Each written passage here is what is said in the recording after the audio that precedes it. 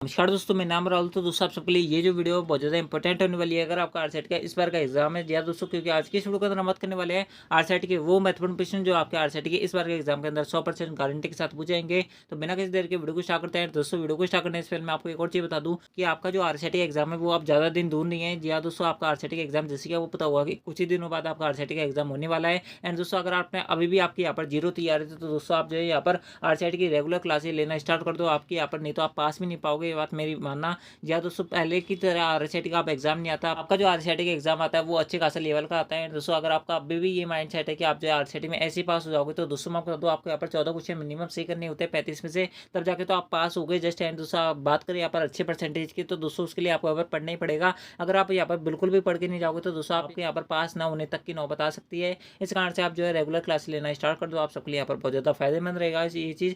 ठीक है, एक ही एग्जाम को 2 बार देना यहाँ पर बेवकूफ़ी होगी। ठीक है दोस्तों, बिना किसी तरह के वीडियो को स्टार्ट करते हैं। आई होप आपको सब चीज़ें क्लियर होंगी। ठीक है, बढ़ते हैं आपके सबसे पहले क्वेश्चन की तरफ। सबसे पहला जो क्वेश्चन है वो आपसे पर बोल रहा है कि निम्नलिखित में से कौन सा कंप्यूटर हार्डवेयर को चलाता है और अन्य सॉफ्टवेयर को चलाने के लिए एक मंच के रूप में कार्य करता है। इनकी इनमें से कौन सा एक ऐसा ऑप्शन है जो कि आपके हार्डवेयर को भी रन करता है और सॉफ्टवेयर को भी आपको यहाँ पर रन कराने के लिए एक मंच प्रदान करता है। तो दोस्तों यहाँ पर सबसे पहला ऑप्शन दिया हुआ है वो आपको दिया हुआ है कि ऑपरेटिंग सिस्टम, उसके अंदर दिया हुआ है आपको यहाँ पर अनुप्रयुक्त सॉफ्टवेयर, उसके अंदर दिया हुआ है आपको यहाँ पर ए एंड बी, उसके अंदर दिया हुआ है आपको यहाँ पर उपरोक्त में से कोई नहीं। तो दोस्तों मैं आपको बता दूं इसका जो करेक्ट आंसर होगा वो आपका यहाँ पर होगा ऑपरेटिंग सिस्टम। ऑपरेटिंग सिस्टम से जो है वो आपके यहाँ पर सारे हार्डवेयर जैसे प्रकार से आपका जो इनपुट डिवाइस, जिस प्रकार से आपका कीबोर्ड वगैरह आप एग्जांपल ले सकते हो, वो सारे आपके यहाँ पर रन करते हैं। दोस्तों एप्लीकेशन सॉफ्टवेयर जिस प्रकार से जैसे एग्जांपल के रूप में बात करें तो दोस्तों आपका क्रोम ब्राउजर वगैरह जो होता है वो आपके यहाँ पर रन करते हैं। ऑपरेटिंग सिस्टम जो होगा वो हमारा करेक्ट आंसर होगा। कौन कौन से ऑपरेटिंग सिस्टम होते हैं आप जो है कमेंट बॉक्स में हमें बताओ। ठीक है, मैंने आपको पहले वाली वीडियोस थी उनके अंदर बताया हुआ है। ठीक है, बढ़ते हैं आपके सबसे अगले क्वेश्चन तक। अगला जो क्वेश्चन है वो आपसे यहाँ पर बोल रहा है कि सबसे तेज कंप्यूटर कौन सा होता है। इनके आपको यहाँ पर बोल रहा है कि इन 4 कंप्यूटर में से आपका सबसे तेज कंप्यूटर कौन सा है।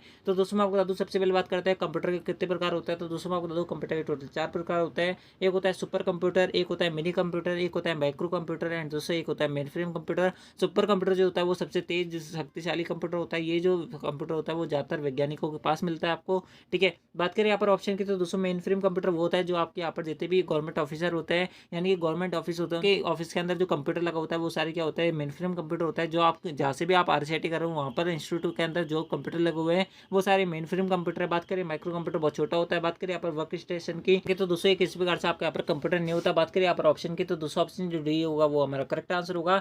ठीक है, बढ़ते हैं आपके अगले प्रश्न की तरफ। अगला जो प्रश्न है वो आपसे यहाँ पर बोल रहा है कि निम्नलिखित में से कौन सी मेमोरी प्रति सेकंड कई बार रिफ्रेश होती है। तो दोस्तों मैं आपको बता दूं एक ऐसी मेमोरी जो प्रति सेकंड कई बार रिफ्रेश होती है वो आपके यहाँ पर डायनेमिक रैम कहलाती है। जी हाँ दोस्तों, ये एक रैम का प्रकार होता है। ठीक है, रैम की फुल फॉर्म आपसे पूछी जाती है। रैम की फुल फॉर्म होती है रैंडम एक्सेस मेमोरी। दोस्तों मेरे पास स्क्रीन छोटी है, इस कार्ड से मैं सारी चीज नहीं लिख सकता, बोल मैं पूरा रहा हूँ तो आप जो है यहाँ पर लिख सकते हो। रैंडम एक्सेस मेमोरी जो है इसकी फुल फॉर्म होती है। बात करें यहाँ पर ऑप्शन की तो दोस्तों ऑप्शन जो बी होगा वो हमारा करेक्ट आंसर होगा, यानी कि डायनेमिक रैम जो होगा वो हमारा करेक्ट आंसर होगा। बढ़ते हैं आपके अगले प्रश्न की तरफ। अगला जो क्वेश्चन है वो आपसे पर बोल रहा है कि निम्नलिखित में से कौन सी मेमोरी अस्थिर यानी कि वोलेटाइल प्रकृति की मेमोरी होती है। तो दोस्तों मैं बता दूं एक ऐसी मेमोरी जो अस्थिर होती है वो आपकी कौन सी कहलाती है, वो आपके यहाँ पर कौन सी कहलाती है, वो आपके यहाँ पर रैम कहलाती है, यानी कि रैंडम एक्सेस मेमोरी कहलाती है। बात करें यहाँ पर ऑप्शन की तो दोस्तों ऑप्शन जो ए दिया हुआ है वो करेक्ट आंसर है। बढ़ते हैं आपके अगले प्रश्न की तरफ। अगला जो क्वेश्चन है वो आपसे पर बोल रहा है कि निम्नलिखित में से कौन सा एप्लीकेशन सॉफ्टवेयर नहीं है, यानी कि एप्लीकेशन सॉफ्टवेयर वो होता है आपको यहाँ पर ऑपरेटिंग सिस्टम डाउनलोड करने के बाद में जो आपको यहाँ पर सॉफ्टवेयर मिलते हैं वो सारे आपके क्या कहलाते हैं, सिस्टम सॉफ्टवेयर कहलाते हैं। दोस्तों जिसे आप जो है इंटरनेट के माध्यम से पेन ड्राइव के माध्यम से इंस्टॉल करते हो वो सारे एप्लीकेशन सॉफ्टवेयर कहलाते हैं। बात करें यहाँ पर ऑप्शन की तो दोस्तों आपको यहाँ पर सबसे पहला ऑप्शन मिल रहा है वो आपको मिल रहा है विंडोज एक्सपी, उसके अंदर वो आपको यहाँ पर वीएलसी मीडिया प्लेयर, उसके अंदर वो आपको यहाँ पर एडोब रीडर, उसके अंदर वो आपको यहाँ पर फोटोशॉप। तो दोस्तों मैं आपको बता दूं विंडोज एक्सपी जो होता है वो आपका यहाँ पर ऑपरेटिंग सिस्टम होता है, ना कि आपका एप्लीकेशन सॉफ्टवेयर होता है, यानी कि ऑप्शन जो ए दिया हुआ है वो हमारा करेक्ट आंसर है। ठीक है दोस्तों, बहुत ज़्यादा क्वेश्चन ईजी था, आपको पता होगा इसका आंसर। ठीक है, बढ़ते हैं आपको अगले प्रश्न की तरफ। अगला जो क्वेश्चन है वो आपसे बोल रहा है कि एक खालिस्तान उस जिसका पर नामित स्थान है, यानी कि नेम्ड लोकेशन है जहाँ फाइलों को संग्रहित किया जाता है। यानी कि आपने जैसे आपके पास मेरे पास वर्तमान बात करें तो दोस्तों मेरे पास जैसे आरसीईटी की पीडीएफ पड़ी हुई है। दोस्तों मैंने क्या किया कि ये जितनी भी मेरे पास आरसीईटी की पीडीएफ बनी हुई थी मैंने इन सबको सेलेक्ट किया, दोस्तों इनको यहाँ पर क्या डाल दिया, एक फोल्डर के अंदर डाल दिया। तो दोस्तों जहाँ पर मैंने ये आरसीईटी की जितनी भी पीडीएफ फाइल्स थी, यानी कि जहाँ पर भी मैंने आरसीईटी की जितनी भी फाइल्स थी उनको संग्रहित किया, उसको किस नाम से जाना, हमने एक फोल्डर के नाम से जानते हैं। बात करें यहाँ पर ऑप्शन के तो दूसरा ऑप्शन ए दिया हुआ है वो आपको दिया हुआ है फोल्डर, उसके अंदर दिया हुआ आपको यहाँ पर पोर्ट, उसके अंदर दिया हुआ आपको यहाँ पर संस्करण, उसके अंदर दिया हुआ आपको यहाँ पर फाइल समूह। तो दोस्तों ऑप्शन जो ए होगा वो हमारा करेक्ट आंसर होगा, फोल्डर जो होगा हमारा करेक्ट आंसर होगा। बढ़ते हैं आपके अगले क्वेश्चन तरफ। अगला जो क्वेश्चन है वो आपसे पर बोल रहा है कि वेब ब्राउजर से क्या समझते हो, वेब ब्राउजर क्या होता है। तो दोस्तों मैं आपको बता दूं वेब ब्राउजर जो होता है वो आपका पर सिस्टम सॉफ्टवेयर होता है, एप्लीकेशन सॉफ्टवेयर होता है, ए एंड बी दोनों होता है, उपरोक्त में से कोई नहीं होता है। तो दोस्तों मैं आपको बता दूं वेब ब्राउजर जो होता है वो आपका पर कौन सा होता है, एप्लीकेशन सॉफ्टवेयर होता है, यानी कि ऑप्शन जो बी दिया हुआ है वो हमारा करेक्ट आंसर है। बढ़ते आपका अगले क्वेश्चन तरफ। अगला जो क्वेश्चन वो आपसे पर बोल रहा है कि निम्नलिखित में से कौन सा सर्च इंजन का उदाहरण नहीं है। तो दोस्तों मैं आपको बता दूं, सर्च इंजन का उदाहरण आपसे बार बार पूछा जाता है। सर्च इंजन के 3 से 4 उदाहरण होते हैं, तीनों चारों याद रखना। आपसे कोई भी कहीं पे भी पूछा जा सकता है। सर्च इंजन जो होता है वो आपके यहाँ पर टोटल 3 होते हैं वैसे। गूगल होता है, एक याहू होता है, एंड दोस्तों एक जो होता है वो आपका यहाँ पर कौन सा होता है, एक आपका यहाँ पर बिंग होता है। ठीक है, तीनों यहाँ पर ध्यान रखना। बात करें यहाँ पर ऑप्शन की, तो दूसरा आपको यहाँ पर सबसे पहला ऑप्शन मिल रहा है वो आपको मिल रहा है पेटीएम, उसके अंदर हुआ है आपका यहाँ पर गूगल, उसके अंदर हुआ है आपका यहाँ पर फ्लिपकार्ट, उसके अंदर हुआ है आपका यहाँ पर उपरोक्त में से कोई नहीं। तो दोस्तों मैं आपको आपका जो करेक्ट आंसर होगा वो आपका यहाँ पर गूगल, जिनमें भी एवन ने ऑप्शन बी दिया था गूगल जिनका आंसर था वो सब यहाँ पर करेक्ट है। ठीक है, बढ़ते हैं आपके अगले क्वेश्चन तरफ। अगला जो क्वेश्चन है वो आपसे यहाँ पर बोल रहा है कि ओटीपी का पूरा नाम क्या होता है। तो दोस्तों मैं आपको बता दूं, ओटीपी के बारे में आप सभी यहाँ पर जानते होंगे ओटीपी क्या होता है। बात करें इसकी फुल फॉर्म की, तो दोस्तों इसकी फुल फॉर्म होती है वन टाइम पासवर्ड। ठीक है, ध्यान रखना, आपसे पूछी जा सकती है इस बार के एग्जाम के अंदर। एंड दोस्तों आप सबके लिए यहाँ पर ये स्टार मार्क वाला क्वेश्चन है कि ओटीपी की फुल फॉर्म क्या होती है, आपसे यहाँ पर पूछी जा सकती है। ओटीपी की फुल फॉर्म होती है वन टाइम पासवर्ड। बात करें यहाँ पर ऑप्शन की, तो दूसरा यहाँ पर सबसे पहला ऑप्शन मिल रहा है वो आपको मिल रहा है वंदा फोन, उसके अंदर वो आपका वन टाइम पासवर्ड जो कि हमारा करेक्ट आंसर होगा, यानी कि ऑप्शन जो बी है वो हमारा करेक्ट आंसर है। बढ़ते आपके अगले क्वेश्चन तरफ। अगला जो क्वेश्चन वो आपसे यहाँ पर बोल रहा है कि निम्नलिखित में कौन सा मोबाइल वॉलेट का उदाहरण नहीं है, यानी कि ऐसा कौन सा यहाँ पर एक ऑप्शन दिया हुआ है जिसके माध्यम से आप जो है मोबाइल के द्वारा ट्रांजेक्शन, यानी कि अपने मोबाइल से जो पैसा है वो ट्रांसफर भी नहीं कर सकते, ना ले सकते, यानी कि पे कर सकते हो ना उसको रिसीव कर सकते हो। तो दोस्तों आपसे यहाँ पर इस क्वेश्चन के अंदर पूछा जा रहा है। तो दोस्तों मैं आपको बता दूं, एसबीआई बड़ी जो होता है वो आपके यहाँ पर मोबाइल वॉलेट का उदाहरण होता है। भीम भी होता है, पेटीएम भी होता है, लेकिन क्रेडिट कार्ड नहीं होता। क्रेडिट कार्ड जो होता है प्लास्टिक का कार्ड होता है, इसके माध्यम से आप ऑनलाइन पेमेंट कर सकते हो, लेकिन दोस्तों किसी भी कार्ड से आपके यहाँ पर मोबाइल वॉलेट का उदाहरण नहीं होता। बात करें यहाँ पर ऑप्शन की, तो दूसरा ऑप्शन जो डी था वो हमारा करेक्ट आंसर था। बढ़ते आपके अगले क्वेश्चन तरफ। अगला जो क्वेश्चन है वो आपसे यहाँ पर बोल रहा है कि निम्नलिखित में कौन सी एक ई कॉमर्स की वेबसाइट का उदाहरण है, यानी कि आपसे बोल रहा है कि ई कॉमर्स वेबसाइट वो होती है जहाँ पर आप जो है कोई भी यहाँ पर ऑनलाइन शॉपिंग वगैरह करते हैं, वो सारी क्या होती है, ई कॉमर्स की वेबसाइट होती है। बात करें यहाँ पर ऑप्शन की, तो दूसरा यहाँ पर सबसे पहला ऑप्शन मिल रहा है वो आपको मिल रहा है ट्विटर, तो दूसरा आपके सोशल मीडिया का उदाहरण होता है। फेसबुक में का उदाहरण है। बात करें फ्लिपकार्ट की जो कि हमारा करेक्ट आंसर होगा। बात करें टाइम्स ऑफ इंडिया की, तो दोस्तों आपको ये पता होगा कि आपका ये क्या होता है, एक न्यूज़ पेपर होता है। ठीक है, टाइम्स ऑफ इंडिया जो है वो आपका भारत का इंग्लिश के यहाँ पर अखबार होता है। बात करें यहाँ पर ऑप्शन की, तो दूसरा ऑप्शन जो सी था वो करेक्ट आंसर था। बढ़ते आपका अगले क्वेश्चन तरफ। अगला जो क्वेश्चन है वो आपसे यहाँ पर बोल रहा है कि ऑनलाइन शॉपिंग किस प्रकार का लेन देन है, यानी ऑनलाइन शॉपिंग की जितनी वेबसाइट होती है वो किस प्रकार की वेबसाइट होती है, B2B होती है, B2C होती है, C2C होती है, इनमें से कोई नहीं होती है। तो दोस्तों मैं आपको बता दूं, यहाँ पर दो नाम आ रहे हैं, एक आता है B2B एंड दूसरा एक आ रहा है आपका पर B2C एंड दोस्तों एक आ रहा है आपका पर C2C। मैं आपको बता दूं B2B की फुल फॉर्म होती है बिजनेस टू बिजनेस, एंड दोस्तों बात करें B2C की, तो दोस्तों इसकी फुल फॉर्म होती है बिजनेस टू कंज्यूमर, एंड दोस्तों C2C की मतलब होता है कंज्यूमर टू कंज्यूमर। बात करें यहाँ पर ऑप्शन की, तो दोस्तों मैं आपको बता दूं ऑनलाइन शॉपिंग की जितनी भी वेबसाइट होती है वो आपके यहाँ पर B2C होती है, यानी कि बिजनेस टू कंज्यूमर होती है। बात करें यहाँ पर ऑप्शन की, तो दूसरा ऑप्शन बी दिया हुआ है वो हमारा करेक्ट आंसर है। B2B वेबसाइट जो होती है वो आपके यहाँ पर अलीबाबा वगैरह जो वेबसाइट होती है वो आपकी होती है ऑनलाइन शॉपिंग वेबसाइट। जिस प्रकार से B2C होती है, B2C के उदाहरण के बारे में बात करें तो B2C के उदाहरण होते हैं जिस प्रकार से अमेजन, फ्लिपकार्ट, मीशो, स्नैपडील, ये सारे क्या होता है ऑनलाइन शॉपिंग की वेबसाइट होती है जो कि आपके यहाँ पर B2C के अंडर में आती है। बात करें यहाँ पर ऑप्शन की, तो दूसरा ऑप्शन जो बी था वो करेक्ट आंसर था। बढ़ते आपका अगले क्वेश्चन तरफ। अगला जो क्वेश्चन वो आपसे पर बोल रहा है कि EPDS प्रणाली के संदर्भ में BPL का पूरा नाम क्या होता है। तो दोस्तों यहाँ पर सबसे पहले बात कर लेते हैं EPDS क्या होता है। तो दोस्तों मैं बता दूं, राजस्थान गवर्नमेंट द्वारा या किसी भी स्टेट की गवर्नमेंट द्वारा जितने भी आपकी गरीब फैमिली होती है, जितने भी गरीब परिवार होता है, उनको यहाँ पर जितना भी जरूरत का सामान होता है वो कम दरों में उपलब्ध कराने की जो प्रणाली होती है, जो प्रोसेस होती है वो आपके EPDS कहलाती है। बात करें यहाँ पर EPDS की फुल फॉर्म की, तो दोस्तों इसकी फुल फॉर्म होती है electronic public distribution system. Electronic public distribution system इसकी फुल फॉर्म होती है। बात करें BPL की, तो दोस्तों BPL क्या होता है, BPL का मतलब होता है कि गरीबी रेखा से नीचे जितने परिवार आते हैं वो सारे BPL के अंदर आते हैं, एंड दोस्तों गरीबी रेखा से जितने भी परिवार ऊपर आते हैं वो सारे EPL के अंदर आते हैं। यहाँ पर क्लियर रखना बात है, बहुत सारे आपने परिवार देखे होंगे जो BPL के अंदर आते हैं वो सारे इसके अंदर आते हैं। ठीक है, बात करें BPL की फुल फॉर्म की, तो दोस्तों BPL की फुल फॉर्म होती है बिलो पॉवर्टी लाइन, यानी कि गरीबी रेखा के नीचे, एंड दोस्तों EPL की फुल फॉर्म होती है पॉवर्टी लाइन, यानी कि गरीबी रेखा से ऊपर। बात करें यहाँ पर ऑप्शन की, तो दोस्तों यहाँ पर सबसे पहला ऑप्शन मिल रहा है वो आपको मिल रहा है बिलो पॉवर्टी लाइन, जो कि हमारा करेक्ट आंसर होगा, यानी कि ऑप्शन जो ए है वो करेक्ट आंसर है। आई होप आपको क्लियर हुआ होगा। एंड दोस्तों अगर आपको वीडियो पसंद आ रही है तो वीडियो को लाइक कर देना, चैनल को सब्सक्राइब जरूर कर लेना, क्योंकि आप सबके लिए इतनी मेहनत की जा रही है। आप सबके लिए यहाँ पर मैंने खुद ने एक क्वेश्चन जो आप सबके लिए यहाँ पर लिखा है। एंड दोस्तों आई होप आपको वीडियो पसंद आ रही होगी। एंड दोस्तों आपको क्लास के बारे में क्या फीडबैक है, आपको क्लास अच्छी लग रही है, नहीं लग रही है, अगर आपको इसके अंदर कोई दिक्कत आ जाती है तो दोस्तों आप हमें कमेंट बॉक्स में बताओ, ताकि हम उसको आगे जो है आगे हमारी जो गलती है हम उसको आगे हम जो है आगे जिससे हम जो है आगे की वीडियोस के अंदर हमारी गलती को सुधार सके। ठीक है, बढ़ते हैं आपके अगले क्वेश्चन तरफ। अगला जो क्वेश्चन है वो आपसे पर बोल रहा है कि आधार कार्ड संख्या में कितने अंक शामिल होता है। तो दोस्तों आप अपना आधार कार्ड उठाना, उसके अंदर देखना कि आपको 12 डिजिट का आपका नंबर मिलता है। ठीक है, आपको ये डायरेक्ट रखना पड़ेगा। बात करें 16 डिजिट का नंबर, तो दोस्तों 16 डिजिट का जो नंबर होता है वो आपका पर क्रेडिट कार्ड के पीछे होता है। बात करें आधार कार्ड से रिलेटेड जो वेबसाइट होती है वो आपसे यहाँ पर पूछ जा सकते हैं, वो होती है आपके यहाँ पर UIDAI वेबसाइट।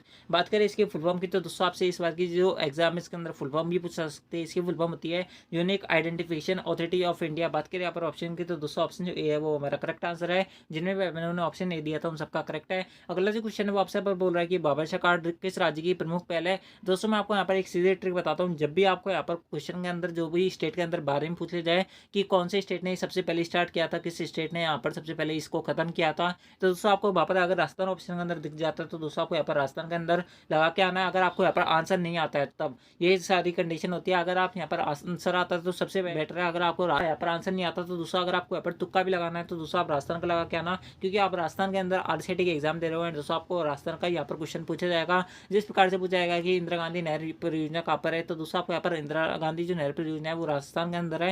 एंड दोस्तों आपको वहाँ पर और भी स्टेट का नाम देखा, लेकिन दोस्तों आपको यहाँ पर तुक्का भी लगा के आना है, तो दोस्तों आपको राजस्थान लगा के आना है, क्योंकि आपका राजस्थान का एग्जाम है दोस्तों 99% केस के अंदर उसका आंसर राजस्थान ही होगा। बात करें इस क्वेश्चन के, तो दोस्तों इसका आंसर भी आपका यहाँ पर क्या है, राजस्थान ही है। भामाशाह कार्ड जो होता है वो आपका एक परिवार का एक ही भामाशाह कार्ड होता है, मम्मी के नाम पर, यानी कि आपकी जो मदर होगी उनके नाम पर ही ज्यादातर बनता है। ठीक है, बात करें यहाँ पर ऑप्शन की, तो दूसरा ऑप्शन जो ये था वो करेक्ट आंसर था। अगला जो क्वेश्चन है वो आपसे यहाँ पर बोल रहा है कि एक नागरिक ऑनलाइन माध्यम से विश्वविद्यालय की शुल्क को कैसे जमा करा सकता है। यानी कि अगर आप यहाँ पर एक छात्र हैं दोस्तों, आप जो अपनी यूनिवर्सिटी की अपने कॉलेज की फीस यहाँ पर ऑनलाइन जमा कराना चाहते हो, तो दोस्तों आप किस प्रकार से करा सकते हो। यहाँ पर सबसे पहला ऑप्शन दिया हुआ है वो आपको दिया हुआ है ईमेल के थ्रू, तो दोस्तों बिल्कुल करा सकते हो। Single sign on ID SSO ID के थ्रू भी करा सकते हो, यूनिवर्सिटी के पोर्टल पर भी जाकर करा सकते हो। यानी ऑप्शन जो दिया हुआ है वो हमारा करेक्ट आंसर है। आई होप आपको क्लियर हुआ होगा। दोस्तों बहुत ज़्यादा सिंपल सा क्वेश्चन था। ठीक है दोस्तों, मैंने आपको जो अगला क्वेश्चन है इसका आंसर थोड़ी देर पहले बताया था। क्या आंसर बताया था आप सबसे पहले कमेंट बॉक्स में बताओ, इसका आंसर फिर मैं आपको बताता हूँ। इसका अंदर आपसे पर बोला जा रहा है कि निम्नलिखित में से कौन सा प्राधिकरण है, इनके ऑथोरिटी ने आधार कार्ड जारी किया है। दोस्तों मैंने आपको थोड़ी देर पहले बताया था कि आधार कार्ड से रिलेटेड कोई भी वेबसाइट आ जाए, इनके आधार कार्ड से रिलेटेड कोई भी क्वेश्चन आ जाए, वहाँ पर आपको एक ही नाम ढूंढना है, वो आपको ढूंढना है UIDAI वेबसाइट। ठीक है, UIDAI की वेबसाइट की मैंने आपको थोड़ी देर पहले फुल फॉर्म बताई थी, 2 बार बताई थी। क्या बताई थी सबसे पहले इस बात को कमेंट बॉक्स में बताओ। इस वीडियो के लास्ट में मैं इसकी वापस फुल फॉर्म बता दूंगा, या फिर अगर मैं यहाँ पर भूल जाता हूँ तो दोस्तों आप जो है वापस इस वीडियो को रिप्ले करके देख लेना, वहाँ पर आपको देखने को मिल जाएगी। ठीक है, UIDAI जो होगा वो हमारा करेक्ट आंसर होगा। ठीक है, ऑप्शन नंबर जो है वो आप हमें कमेंट करके बताओ। ठीक है, अगला जो क्वेश्चन है वो आपसे पर बोल रहा है कि पासवर्ड आवेदन के संदर्भ में PSK का क्या अर्थ होता है। तो दोस्तों मैं आपको बता दूँ PSK का मतलब होता है पासवर्ड सेवा केंद्र। क्या होता है, पासवर्ड सेवा केंद्र जो होता है इसका फुल फॉर्म होता है। बात करें यहाँ पर ऑप्शन के, तो दोस्तों आपको यहाँ पर सबसे पहला ऑप्शन मिल रहा है वो आपको मिल रहा है सार्वजनिक सहायता केंद्र, उसके अंदर हुआ आपका पर लोक सेवा केंद्र, उसके अंदर हुआ आपका पर पासवर्ड सेवा केंद्र, जो कि हमारा करेक्ट आंसर होगा। यानी कि ऑप्शन जो सी है वो करेक्ट आंसर है। अगला जो क्वेश्चन है वो आपसे यहाँ पर बोला जा रहा है कि निम्नलिखित में से कौन सा मोबाइल OS का उदाहरण नहीं है। आपसे यहाँ पर क्या क्वेश्चन पूछा जा रहा है, ये बात ध्यान रखना, मोबाइल OS का उदाहरण नहीं पूछ रहा है या फिर हाँ पूछ रहा है। तो दोस्तों मैं आपको बता दूँ इसके अंदर आपसे यहाँ पर नहीं का पूछ रहा है, तो दोस्तों मैं आपको बता दूँ इसमें यहाँ पर सबसे पहला ऑप्शन दिया हुआ है वो आपको दिया हुआ है एंड्रॉइड, उसके अंदर दिया हुआ है आपको यहाँ पर iOS, उसके अंदर दिया हुआ है आपको यहाँ पर विंडोज, उसके अंदर दिया हुआ आपको यहाँ पर Linux OS। तो दोस्तों मैं आपको बता दूँ आपका जो करेक्ट आंसर होगा वो होगा आपका यहाँ पर ऑप्शन सी। विंडोज जो होता है वो आपके यहाँ पर कंप्यूटर का क्या होता है, यानी कि PC का क्या होता है, एक ऑपरेटिंग सिस्टम होता है, मोबाइल का OS नहीं होता। यानी कि ऑप्शन जो सी दिया हुआ है वो करेक्ट आंसर है। इसके साथ में एक और क्वेश्चन आपसे यहाँ पर पूछा जाता है कि नवीनतम मोबाइल ऑपरेटिंग सिस्टम यानी कि नवीनतम मोबाइल OS कौन सा है। तो दोस्तों मैं आपको इसी क्वेश्चन के अंदर उसका आंसर बता देता हूँ। इसका जो करेक्ट आंसर होता है यानी कि नवीनतम मोबाइल OS जो है वो आपका यहाँ पर नोगेट है। ठीक है, ध्यान रखना क्या होता है, नोगेट आपका यहाँ पर मोबाइल ऑपरेटिंग सिस्टम है। ठीक है, बढ़ते आपके अगले क्वेश्चन तरफ। अगला जो क्वेश्चन है वो आपसे यहाँ पर बोल रहा है कि नीचे दिए गए स्क्रीन लॉक में से कौन सा स्क्रीन लॉक डिवाइस एंड्रॉइड में उपलब्ध है। यानी कि आपसे यहाँ पर बोल रहा है कि इनमें से कौन सा स्क्रीन लॉक जो है वो आपको अपने एंड्रॉइड मोबाइल के अंदर देखने को मिल जाता है। तो दोस्तों यहाँ पर सबसे पहला ऑप्शन दिया हुआ है वो आपको दिया हुआ है पैटर्न, उसके अंदर हुआ आपका पर पिन, उसके अंदर हुआ आपका पर पासवर्ड, उसके अंदर हुआ आपका पर उपरोक्त सभी। तो दोस्तों उपरोक्त सभी जो होगा वो करेक्ट आंसर होगा। इसके अलावा एक और स्क्रीन लॉक होता है जो आपको यहाँ पर नहीं दिया गया है, वो होता है आपका यहाँ पर स्वैप का। क्या होता है, एक और स्क्रीन लॉक होता है जो कि आपका स्वैप का होता है, यहाँ पर ध्यान रखना। ठीक है, इस प्रकार से आपके टोटल 4 स्क्रीन लॉक जो है वो आपका अपने एंड्रॉइड डिवाइस के अंदर देखने को मिल जाता है, यानी कि एंड्रॉइड मोबाइल के अंदर देखने को मिल जाता है। ठीक है, बढ़ते आपके अगले क्वेश्चन तरफ। अगला जो क्वेश्चन है वो आप सबके लिए यहाँ पर मोस्ट इंपॉर्टेंट क्वेश्चन है दोस्तों, आप सबके लिए यहाँ पर ये स्टार मार्क वाला क्वेश्चन है। इस क्वेश्चन के अंदर आपसे यहाँ पर बोला जा रहा है कि निम्नलिखित में से कौन सा की मदद से आप जो है कर्सर के दाएं और के अक्षर को मिटा कर अक्षर को डिलीट कर सकते हैं। यानी कि आपसे यहाँ पर बोल रहा है कि इस प्रकार से मेरा नाम राहुल है, दोस्तों मैं चाहता हूँ कि H वाला A यहाँ पर किस प्रकार से हट सकता है, दोस्तों H वाला जो U है वो आपका यहाँ पर किस प्रकार से हट सकता है। दोस्तों इस क्वेश्चन के अंदर आपसे बोला जा रहा है कि राइट हैंड वाला, यानी कि अगर आपको यहाँ पर U वाला अक्षर हटाना है तो दोस्तों आपका अगर कर्सर H पे, तो दोस्तों आप U वाला जो अक्षर है वो कैसे हटा पाओगे। तो दोस्तों मैं आपको अगर आपको यहाँ पर कर्सर H पर दोस्तों आप जो U वाला अक्षर हटाना चाहते हो तो दोस्तों आपको यहाँ पर डिलीट की दबानी पड़ेगी। एंड दोस्तों अगर आप इसी प्रकार से अगर आप यहाँ पर लेफ्ट हैंड वाला यानी कि अगर आप यहाँ पर ए हटाना चाहते हो तो दोस्तों आपको यहाँ पर कौन सी की दबानी पड़ेगी, बैक स्पेस दबानी पड़ेगी। ध्यान रखना लेफ्ट हैंड वाले के लिए बैक स्पेस, राइट हैंड वाले के लिए आपको यहाँ पर डिलीट की दबानी पड़ेगी। बात करें यहाँ पर ऑप्शन की तो दोस्तों आपको यहाँ पर दोनों ऑप्शन देखने को मिल रहे हैं। वो आपको यहाँ पर दिख रहा है, एंड भी दिख रहा है, बैक स्पेस भी दिख रहा है, डिलीट भी दिख रहा है, होम भी दिख रहा है। तो दोस्तों बात करें यहाँ पर ऑप्शन की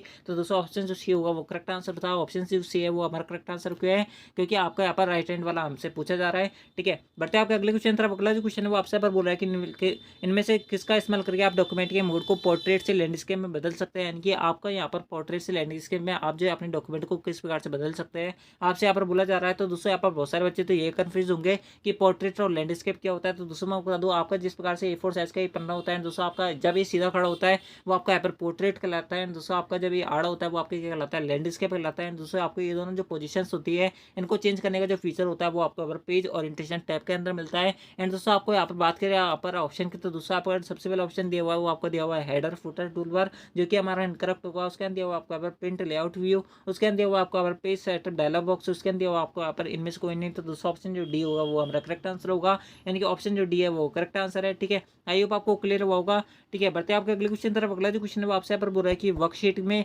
एक स्थान से फॉर्मेटिंग को कॉपी करके किसी दूसरे स्थान पर फॉर्मेटिंग अप्लाई करने के लिए किसका इस्तेमाल करोगे। यानी कि आपसे यहाँ पर बोल रहा है कि MS एक्सेल के अंदर किसी भी सेल के अंदर आप जो है फॉर्मेट कॉपी करके एक स्थान से दूसरे स्थान पर किस प्रकार से कर सकते हो। तो दोस्तों मैं आपको बता दूँ, फॉर्मेट कॉपी करने के लिए वर्कशीट पर आपको यहाँ पर Ctrl+C दबाना पड़ता है। एंड दोस्तों पेस्ट करने के लिए आपको यहाँ पर Ctrl+V दबाना पड़ता है। ध्यान रखना ये दोनों जो फॉर्मूला है वो आपके यहाँ पर किस में लगता है, वो आपके यहाँ पर MS एक्सेल के अंदर लगता है। बात करें MS वर्ड के अंदर तो दोस्तों फॉर्मेट की यानी कि कॉपी फॉर्मेटिंग की शॉर्टकट की होती है MS वर्ड के अंदर, वो आपके यहाँ पर Ctrl+Shift+C होती है। एंड पेस्ट करने की जो होती है वो आपके यहाँ पर Ctrl+Shift+B होते हैं। दोनों ध्यान रखना, आपसे दोनों क्वेश्चन पूछे जा सकते हैं। तो दोस्तों आप इस क्वेश्चन को यहाँ पर याद रखना। बात करें यहाँ पर ऑप्शन की तो दोस्तों आपको यहाँ पर सबसे पहले ऑप्शन मिल रहा है कि आपको यहाँ पर ओम वाले ऑप्शन पे जाना है। उसके अंदर आपको यहाँ पर कॉपी एंड ओम वाले ऑप्शन पे जाना है। उसके अंदर वो आपको यहाँ पर पेस्ट कमांड का उपयोग करना है। तो दोस्तों मैं आपको बता दूँ ये किसी प्रकार से आपका आंसर नहीं हुआ। उसके अंदर दिया हुआ आपको यहाँ पर Ctrl+C दबाना है आपको कॉपी फॉर्मेटिंग के लिए, एंड पेस्ट के लिए आपको यहाँ पर Ctrl+V ऑप्शन को यूज करना है, जो कि हमारा करेक्ट आंसर होगा। यानी कि ऑप्शन जो बी है वो करेक्ट आंसर है।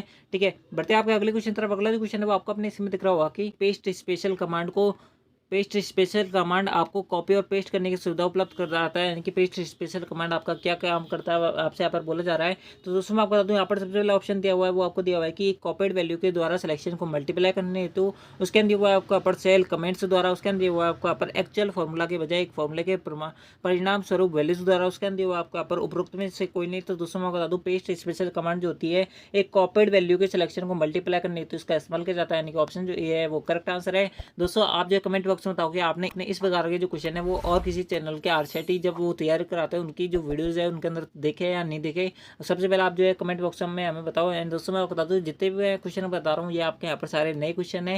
एंड दोस्तों आपसे RCET के एग्जाम के अंदर इस बात पूछने जाने की इसकी पूरी संभावना है। तो दोस्तों आप जो है इस वीडियो को शुरू से एंड तक जरूर देखना, आप सबके लिए यहाँ पर बहुत ज़्यादा महत्वपूर्ण वीडियो होने वाली है।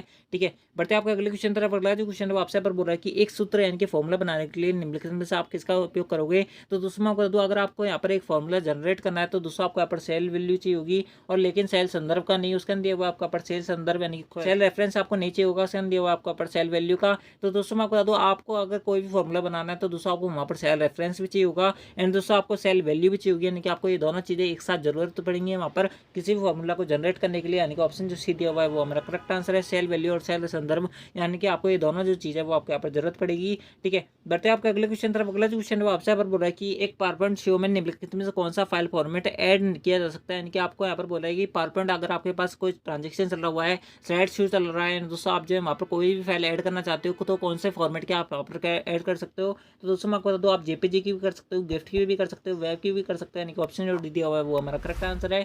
ठीक है, बढ़ते आपके अगले क्वेश्चन तरफ। अगला जो क्वेश्चन है वो आपसे पर बोल रहा है कि एक स्लाइड शो में स्लाइड चेंज होने पर डिस्प्ले के लिए अप्लाइड इफेक्ट क्या कहलाता है। यानी कि आपने देखा होगा कि एक स्लाइड से आप जब दूसरी साइड पर यहाँ पर मूव करते हो तो दोस्तों उसके बीच में एक इफेक्ट आता है, उस इफेक्ट को क्या बोला जाता है। तो दोस्तों मैं आपको बता दूँ वो जो इफेक्ट होता है वो आपके यहाँ पर स्लाइड ट्रांजिशन कहलाता है। बात करें यहाँ पर ऑप्शन की तो दोस्तों आपको यहाँ पर सबसे पहले ऑप्शन मिल रहा है वो आपको मिल रहा है स्लाइड एनिमेशन, उसके अंदर वो आपको यहाँ पर कस्टम एनिमेशन, उसके अंदर वो आपका पर कस्टम ट्रांजिशन, उसके अंदर वो आपका पर स्लाइड ट्रांजिशन। तो दोस्तों मैं आपको बता दूँ ऑप्शन जो डी होगा वो हमारा करेक्ट आंसर होगा।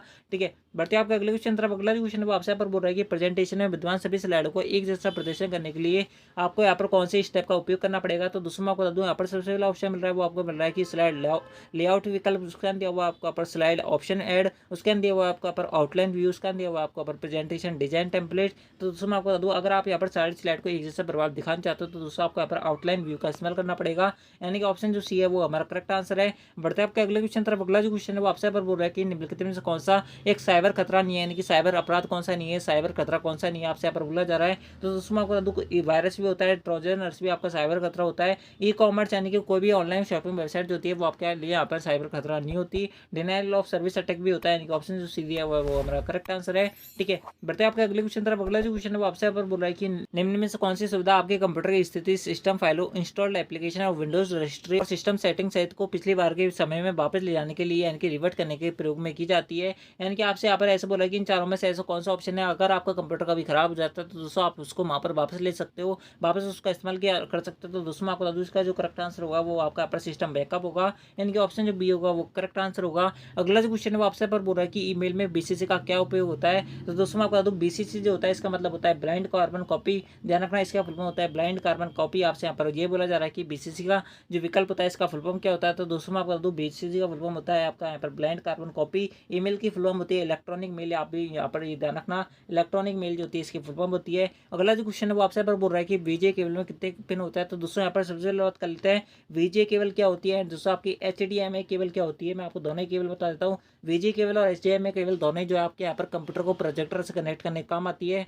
बात करें इनकी फुल फॉर्म की तो दोस्तों इसकी फुल फॉर्म होती है वीडियो ग्राफिक्स एरे, इसकी फुल फॉर्म होती है हाई डेफिनेशन मल्टीमीडिया इंटरफेस। बात करें यहाँ पर वीजे केबल की पिन की तो दोस्तों मैं बता दूँ, वीजे केबल में टोटल 15 पिन होते हैं, ध्यान रखना है। इनका ऑप्शन जो सी दिया हुआ है वो करेक्ट आंसर है। ठीक है, बढ़ते हैं आपका अगला जो क्वेश्चन है वो आपसे पर बोल रहा है कि निम्नलिखित में से कौन सा कंप्यूटर का हार्ड कॉपी प्रदान करता है, यानी कि इनमें से कौन सा आपको यहाँ पर एक ऐसा डिवाइस, एक ऐसा हार्डवेयर है जो आपको यहाँ पर हार्ड कॉपी देता है। तो दोस्तों मैं आपको बता दूँ, आप जो अभी अपने मोबाइल के अंदर ये वीडियो देख रहे हो तो दोस्तों मैंने आपके सामने एक PDF खुली हुई है। ये जो PDF है वो एक तरीके से आप सबके लिए यहाँ पर क्या होती है, सॉफ्ट कॉपी होती है, यानी कि जब तक आपके डिवाइस के अंदर वो वहाँ पर सेव होती है वो आपकी क्या कहलाती है, सॉफ्ट कॉपी कहलाती है। एंड दोस्तों प्रिंटर जब आपको आपके हाथ में देता है उसको हार्ड कॉपी को निकाल के, यानी कि उस सॉफ्ट कॉपी का जब प्रिंट आउट निकल जाता है, जब वो आपके हाथ में आ जाती है वो आपकी क्या कहलाती है, हार्ड कॉपी कहलाती है। यानी कि जो आपके यहाँ पर पन्ने प्रदान करता है, इनके उसको यहाँ पर प्रिंट करके प्रदान करता है वो आपकी क्या कहलाती है, हार्ड कॉपी कहलाती है। हार्ड कॉपी जो होती है वो आपके यहाँ पर कौन प्रदान करता है, प्रिंटर प्रदान करता है, यानी कि ऑप्शन जो बी दिया हुआ है वो करेक्ट आंसर है। बढ़ते आपके अगले क्वेश्चन तरफ। अगला जो क्वेश्चन है आपसे पर बोल रहा है कि नेटवर्क का प्रकार होता है। तो दोस्तों मैं आपको बता दूं, नेटवर्क जो होता है वो आपके यहाँ पर टोटल 3 प्रकार का होता है। एक होता है लैन नेटवर्क, एक होता है मैन नेटवर्क, एक होता है वैन नेटवर्क। ठीक है, तीनों आप यहाँ पर याद रखना, मैंने इसलिए यहाँ पर तीनों की फुल फॉर्म भी लिखी है ताकि आपको यहाँ पर एक क्वेश्चन का 3 क्वेश्चन और पता चले एक साथ में। लैन की फुल फॉर्म होती है, आपसे यहाँ पर पूछी जाती है अलग अलग इनकी फुल फॉर्म क्या होती है। लैन की फुल फॉर्म होती है लोकल एरिया नेटवर्क, मैन की फुल फॉर्म होती है मेट्रोपॉलिटन एरिया नेटवर्क, वैन की फुल फॉर्म के बारे में बात करें तो इसकी फुल फॉर्म होती है वाइड एरिया नेटवर्क। बात करें यहाँ पर ऑप्शन के तो दूसरा ऑप्शन जो डी होगा वो करेक्ट आंसर होगा। तीनों की फुल फॉर्म मैंने पहले ही लिख दी थी यहाँ पर ताकि आपको यहाँ पर एक क्वेश्चन के अंदर 3 और क्वेश्चन पता चले। ठीक है, ध्यान रखना। ठीक है, बढ़ते हैं आपके अगले क्वेश्चन तरफ। अगला जो क्वेश्चन है वो आप सबके लिए यहाँ पर आज की इस क्लास का सबसे महत्वपूर्ण है, सबसे लास्ट क्वेश्चन है। ठीक है, इस क्वेश्चन अंदर आपसे यहाँ पर बोला है कि PDF का फुल फॉर्म क्या होता है। ठीक है दोस्तों, आपसे यहाँ पर बोला जा रहा है कि PDF का फुल फॉर्म क्या, मैं आपको बता दूं PDF जो होता है वो आपका यहाँ पर एक फॉर्मेट होता है। PDF के बारे में आप जो है मुझसे ज़्यादा यहाँ पर कई गुना अच्छा जानते होंगे, मेरे को आशा है। बात करें PDF की फुल फॉर्म की तो दोस्तों इसकी फुल फॉर्म होती है पोर्टेबल डॉक्यूमेंट फॉर्मेट, यानी कि बात करें यहाँ पर हिंदी में तो दोस्तों इसकी फुल फॉर्म होती है पोर्टेबल दस्तावेज प्रारूप। बात करें यहाँ पर ऑप्शन की तो दोस्तों यहाँ पर सबसे पहले ऑप्शन दिया हुआ है वो आपको दिया हुआ है मुद्रित दस्तावेज प्रारूप, जो कि हमारा इनकरेक्ट होगा। उसके अंदर दिया हुआ आपको यहाँ पर सार्वजनिक दस्तावेज प्रारूप, जो भी हमारा इनकरेक्ट होगा। उसके अंदर दिया हुआ आपको यहाँ पर पोर्टेबल दस्तावेज प्रारूप, जो कि हमारा करेक्ट होगा। उसके अंदर दिया हुआ आपको यहाँ पर प्रकाशित दस्तावेज प्रारूप, जो भी हमारा इनकरेक्ट होगा। इनके ऑप्शन जो सी दिया हुआ है वो हमारा करेक्ट आंसर है। ठीक है दोस्तों, ये थे आरसेटी के top 35 plus most important question जो कि आपका आरसेटी के इस बार के एग्जाम के अंदर 100% गारंटी के साथ पूछा जा सकते हैं। दोस्तों आपको इस क्लास के अंदर से 2 या 3 क्वेश्चन आपको आरसेटी के एग्जाम के अंदर डेफिनेटली मिलने वाले। तो दोस्तों आई होप आपने इस वीडियो को शुरू से एंड तक देखा होगा एंड दोस्तों अपनी जो तैयारी वो और मजबूत यहाँ पर की होगी। एंड दोस्तों आपने इस प्रकार के क्वेश्चन जो है वो और कहीं किसी भी चैनल पर नहीं देखे होंगे, इस बात की मेरी गारंटी है। एंड दोस्तों अगर आपको वीडियो पसंद आए तो वीडियो को लाइक कर देना है। दोस्तों आपको क्लास के बारे में क्या फीडबैक है वो भी आप हमें कमेंट बॉक्स में बता देना। आपको अगर कोई दिक्कत आ रही है तो दोस्तों आप कमेंट बॉक्स में पूछ ले सकते हो, मैं आपको वहाँ पर आंसर देने का पूरा ट्राई करूँगा।